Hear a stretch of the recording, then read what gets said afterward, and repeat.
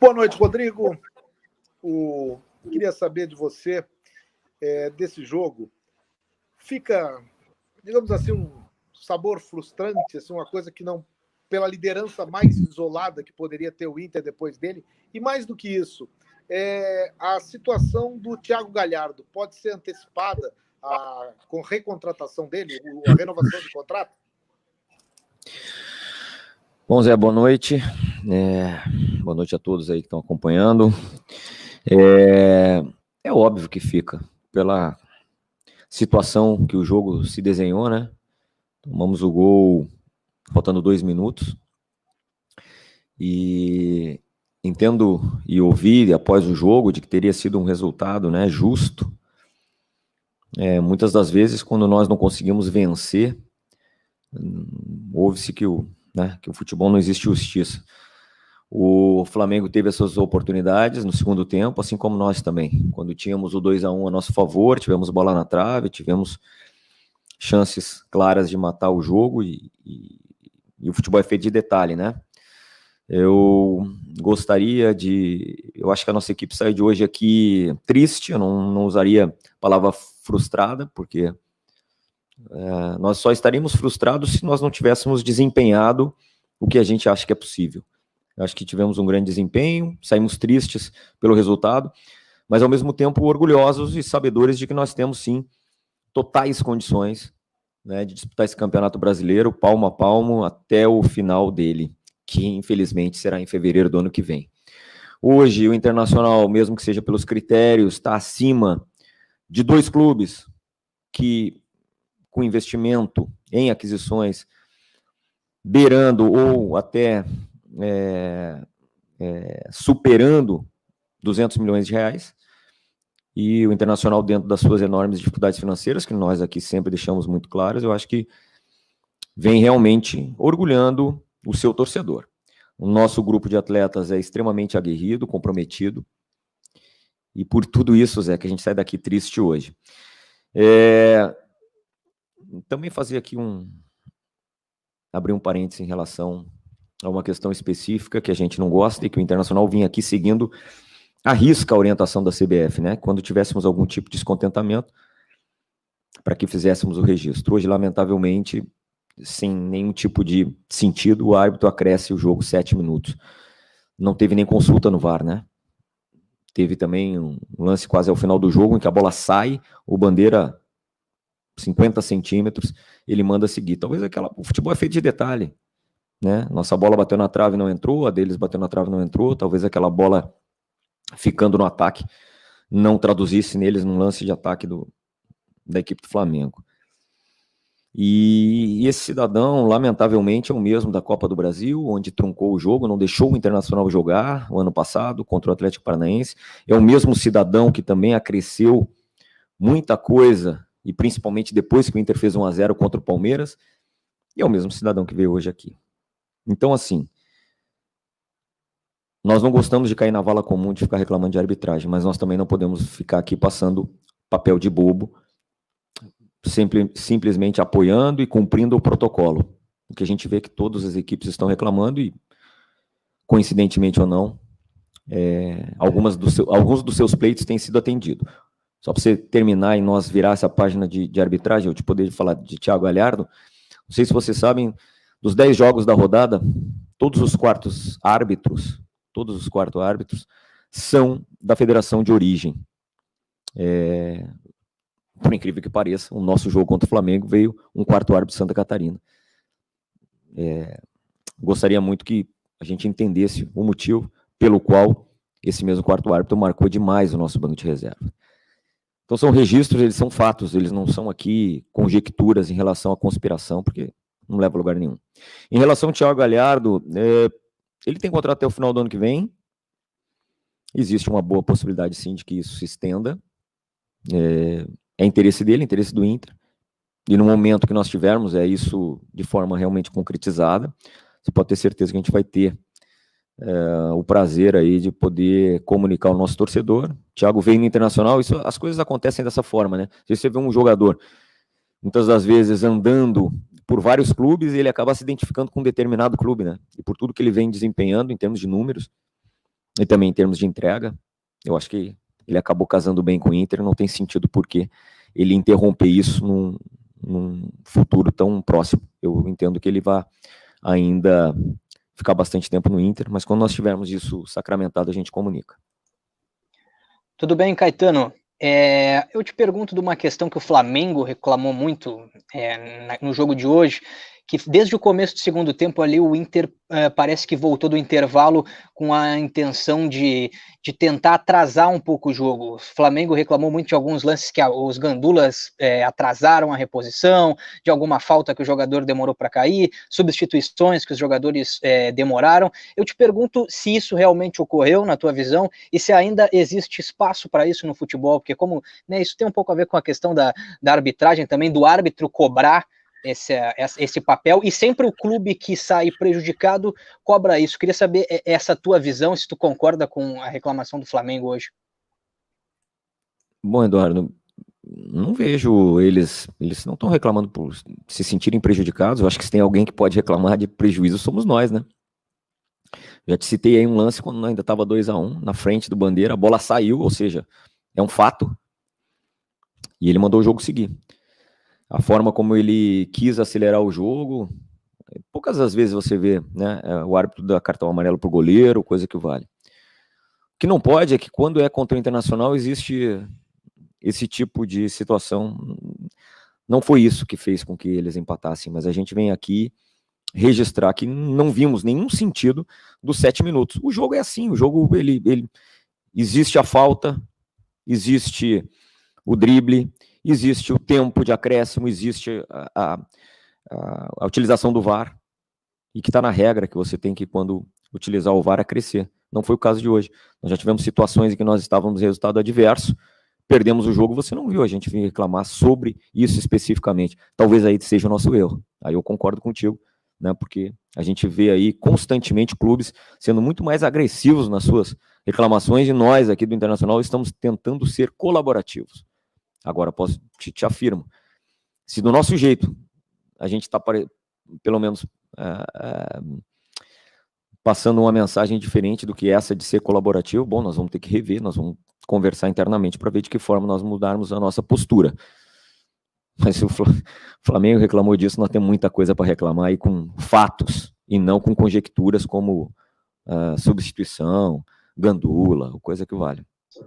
Ô, Caetano, eu queria te perguntar, em primeiro lugar, se essa reclamação que tu faz, ela para por aqui, né? Essa reclamação formal que me parece que tu estás fazendo na entrevista coletiva, ou se o Inter vai pleitear alguma coisa, algum tipo de reclamação junto à CBF. E depois, eu queria te questionar porque o Inter joga no meio de semana pela Copa do Brasil, que é uma competição que em termos de premiação dá muito dinheiro, e que o Inter tem, na projeção de seu orçamento, a meta estipulada de chegar para a semifinal, na semifinal da competição. Essa é a principal competição do ano para o Inter, até pelo aspecto financeiro, Caetano? Não, Taigo, nós vamos para a Copa do Brasil do mesmo jeito que a gente foi ano passado, né? Entramos para disputar o título e disputamos o título, infelizmente ele escapou aqui dentro do Beira-Rio também com esse árbitro, né? Não existe como nós priorizarmos, nós estamos na liderança do Campeonato Brasileiro, faltando uma rodada para terminar o turno, então não tem como você fazer esse tipo de escolha. Copa do Brasil, ela é tão ou mais importante igual as demais. Um calendário de um grande clube como o Internacional, nós temos que estar sempre, todos os anos, em todas as competições, né? E, com o passar dos anos, melhorar, talvez, a capacidade de investimento para que aumentemos as nossas opções. Eu sempre acompanho, né, aqui as coletivas, até porque é minha função, né? E muitas das vezes, em momentos anteriores do clube, talvez ano passado, se tinha aqui um clamor pela utilização dos jovens.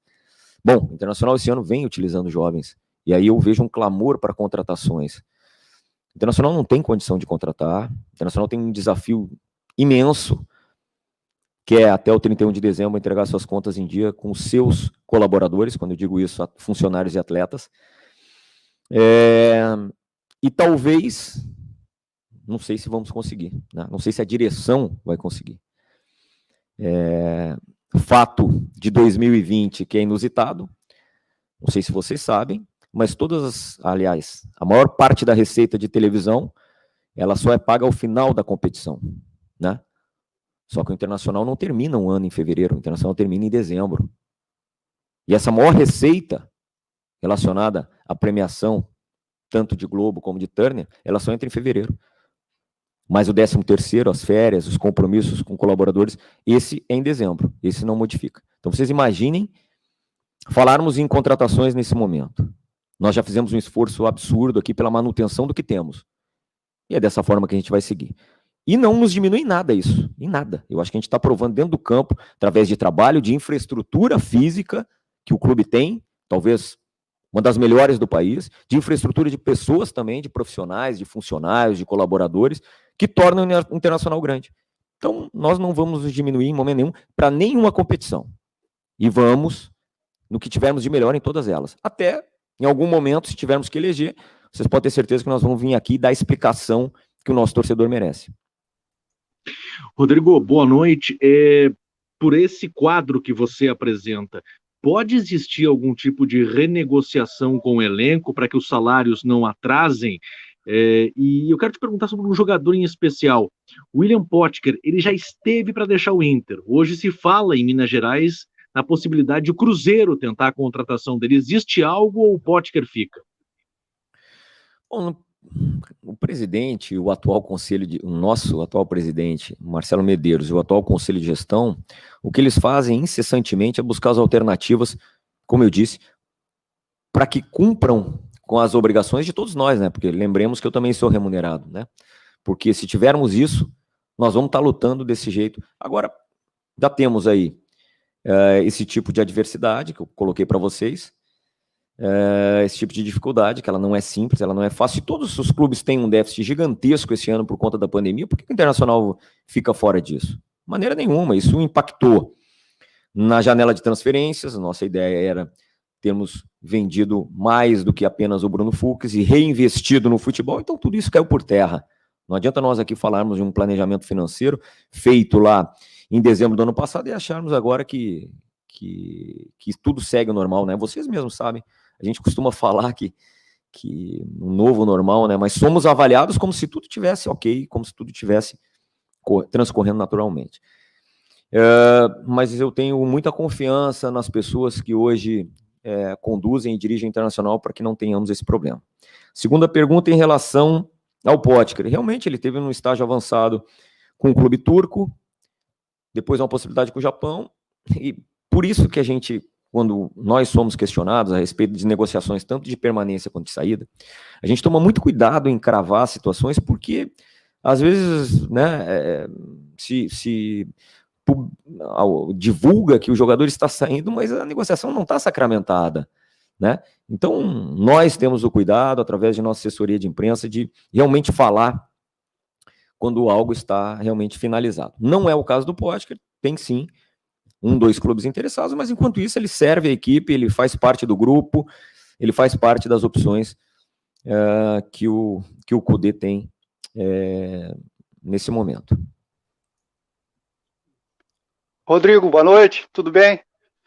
Tudo bem. O que o executivo, tu que vives dentro do vestiário, a direção, pode juntar com as forças do comissão técnica? É a mesma pergunta que eu fiz para o Kudê. O que preocupa é esse comportamental do time do Inter, né? Que está jogando aguerrido, intenso, em cima dos adversários, e tem o outro lado da nossa arbitragem brasileira, que é mais sensível, qualquer coisa é cartão amarelo, vermelho, e esse ano é atípico, né, Rodrigo? Pô, tem o problema do Covid, tem as lesões. Como não tirar isso, essa característica da equipe, que todo torcedor gosta desse tipo de equipe, né? Como não tirar isso? O que tu podes ajudar a direção, junto com o Kudê, para não tirar essa característica, mas conjugar com a arbitragem brasileira, na Copa do Brasil e no Campeonato Brasileiro? Obrigado.